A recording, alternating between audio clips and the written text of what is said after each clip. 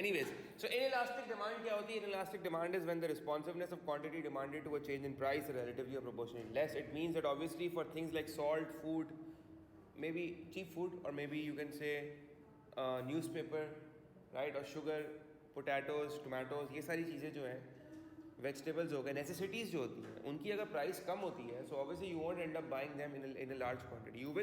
You might increase the number of units you buy for them, but relatively smaller percentage. So whenever the change or responsiveness of quantity demanded to a change in price is proportionately or relatively less, the demand is inelastic. Inelastic means it is less responsive. It is less responsive to a change in price. It means that it is less responsive to a change in price. Why aren't you guys copying?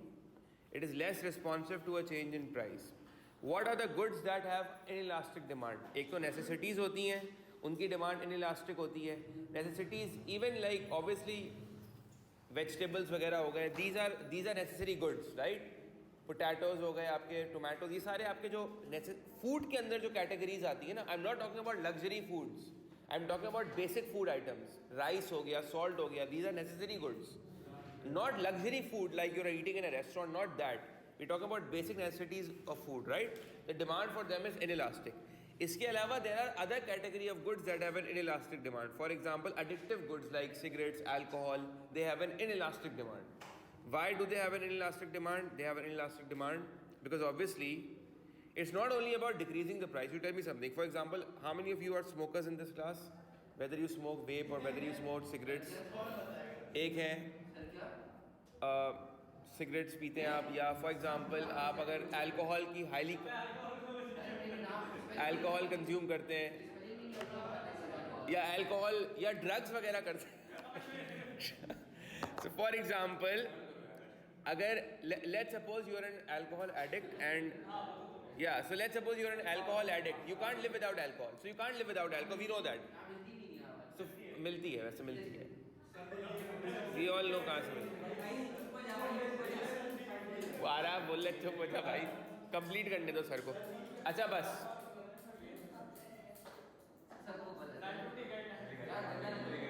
पढ़ ले, हम पढ़ ले. हाँ मुझे नहीं पता. I have no idea about drugs.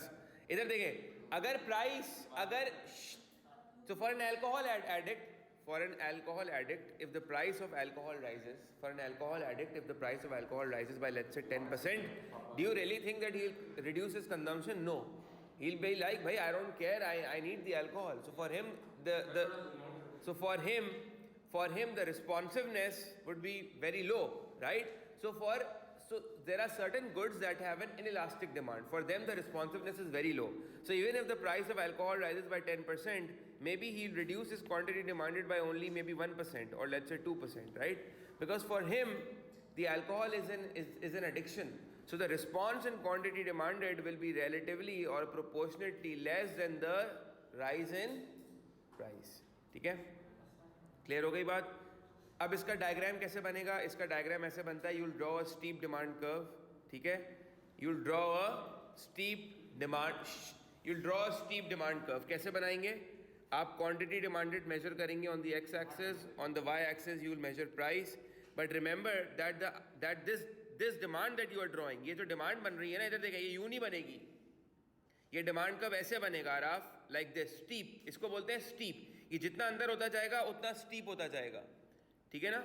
So it has a steep slope. Remember, demand for inelastic goods, if the PD is inelastic, it has a steep slope.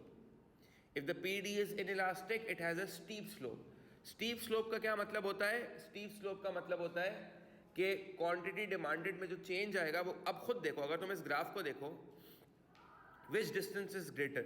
Do you think this distance is greater, or do you think that this distance is greater? Price वाला distance greater है ना. तो हमें diagram भी देख के पता चल रहा है कि प्राइस में चेंज ज़्यादा है. अगर वो डिस्टेंस ज़्यादा है, इसका मतलब the change in price is greater than the change in quantity demanded, which obviously means that the demand is inelastic.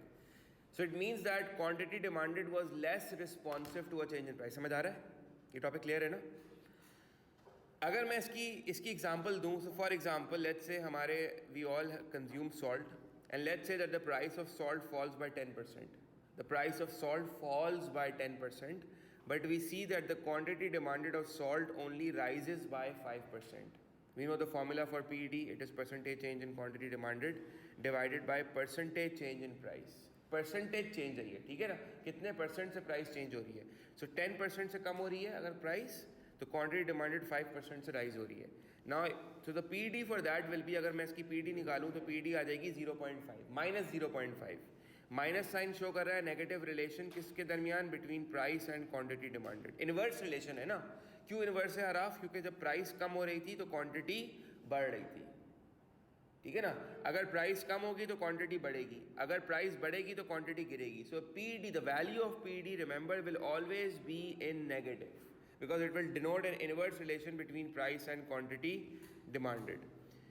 Moving forward, we know that the numerical value, which is also known as the coefficient, the numerical value which is also known as the coefficient is less than 1. Whenever the numerical value will be less than 1, or the coefficient will be less than 1, the demand will be inelastic. So whenever it's less than 1, the demand will be inelastic. और एक बात याद रखना, that whenever we are comparing कि एक चीज़ greater than 1 है या less than 1 है, we ignore the minus sign, because minus 0.5 को तो don't consider the minus sign, just consider the numerical value 0.5. The numerical value 0.5 is less than 1, that is why the demand is what? The demand is inelastic. The PD is inelastic, ठीक है. अब PD अगर minus 0.5 है तो उसका मतलब क्या है? If the PD is minus 0.5, it means that a fall in price of 1%, नजर आ रहा है ना तुम लोगों को? It means that the fall in price of 1% would only increase the quantity demanded for sugar by 0.5%. Assuming this quantity is of sugar, so it means that अगर तुम्हारी PD 0.5 है, इसका मतलब है कि for every 1%, अभी 10 मिनट चल जाएगी, for every 1% fall in price, quantity demanded of sugar will only rise by 0.5%.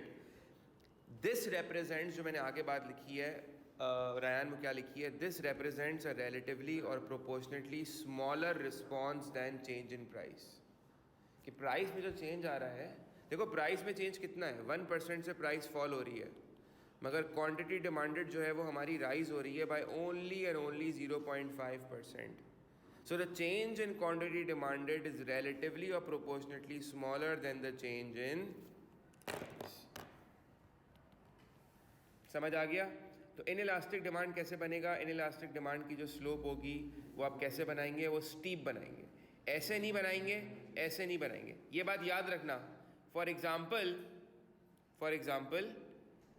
look at this. This is inelastic, but this is more inelastic. And then this is more inelastic. Understood? The more it gets closer to the y-axis, right? The more, or you can say the more inward it gets, closer to the origin, the more inelastic it gets. The more steeper it gets. The more steeper it is, the more inelastic it is. ये बात लिख लो. मैं यहाँ लिख लेता हूँ. The more steeper it is, the more inelastic it is.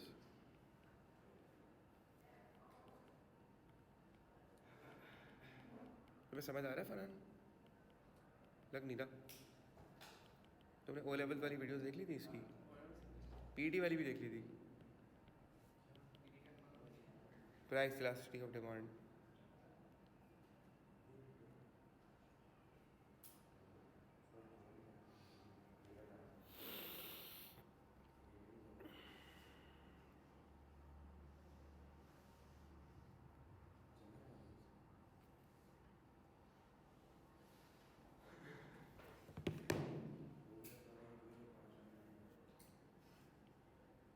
ठीक है, अच्छा जी.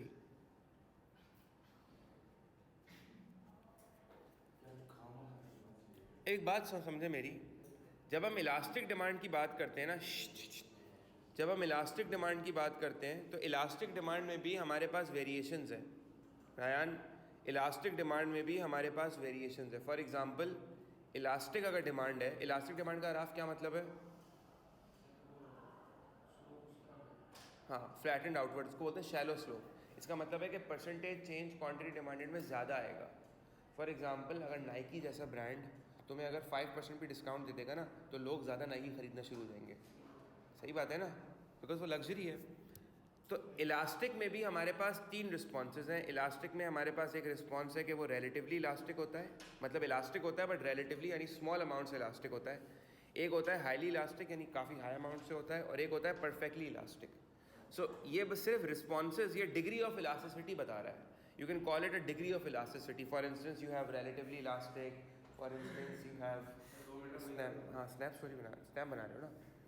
For instance you have relatively elastic. ख़राब तो नहीं है ये मेरी?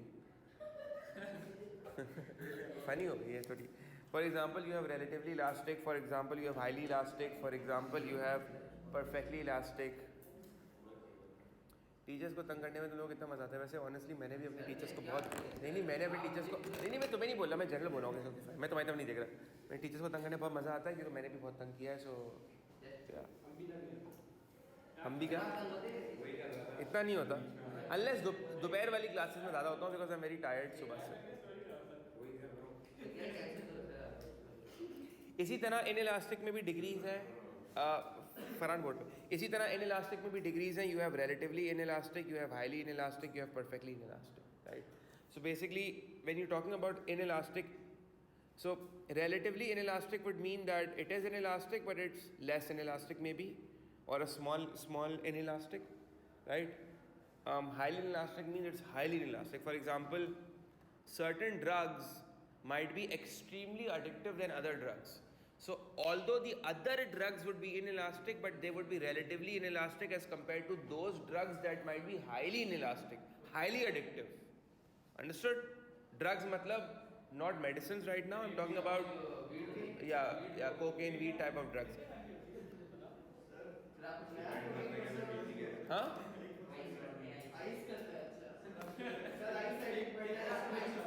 एक बस वो खत्म हो रही है, मैं भी एंड कर दूंगा. दूसरी हमारे पास होती है परफेक्टली इनइलास्टिक. परफेक्टली इनइलास्टिक में आप what will come under perfectly inelastic? It means that the percentage change in quantity demanded is 0 for a change in price.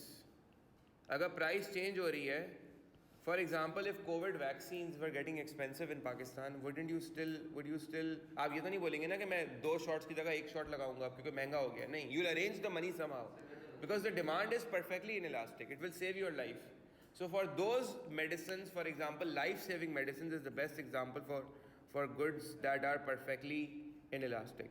So life-saving medicines जो होती हैं, that's the best example for goods that are perfectly inelastic because saving your life is very important. So you will end up paying that price, and you'll buy the same quantity that is required to save your life. So if 5 units are required to save your life, if 5 shots of any medicine or vaccine is required to save your life, you'll make sure that you have those 5 shots.